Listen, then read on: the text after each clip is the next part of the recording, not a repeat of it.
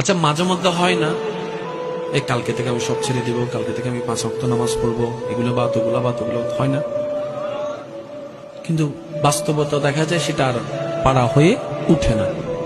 সেক্ষেত্রে আমার ছোট্ট একটা পরামর্শ, আগে জিনিসটা একটু বোঝার চেষ্টা করেন। আপনার যখনই মন বলবে যে আমি কালকে থেকে ভালো হয়ে যাব, 5 ওয়াক্ত নামাজ পড়বো, তখন আপনি বুঝে নিবেন আল্লাহর রহমত আপনাকে ডাকতেছে। এটা কিন্তু 2 দিন আগেও আপনার কাছে আসেনি, কিন্তু এখন আসলো কেন? তাহলে আপনাকে বুঝতে হবে এটা আপনার রব আপনাকে ডাকতেছে।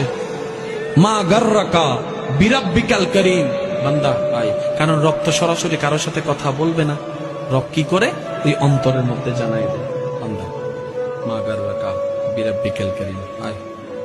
তখন কিন্তু আপনার সেই ইচ্ছাটা জাগে। এবার আপনি এই ইচ্ছায় সাড়া দিলে রাগ করবে কে? শয়তান। এবার শয়তান এখানে একটা ট্রিক খেলে, যেটা আমরা বোঝার চেষ্টা করি না।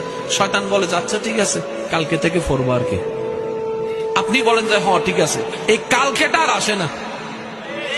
শয়তান ভালো করে জানে এরে যদি কোন রকম বুলাইয়া কালকে পর্যন্ত বলাইতে পারি, তাহলে কাল আর আমি আসতে দিব না। কারণ এখনের ফিলিং আর কালকে থাকবে না।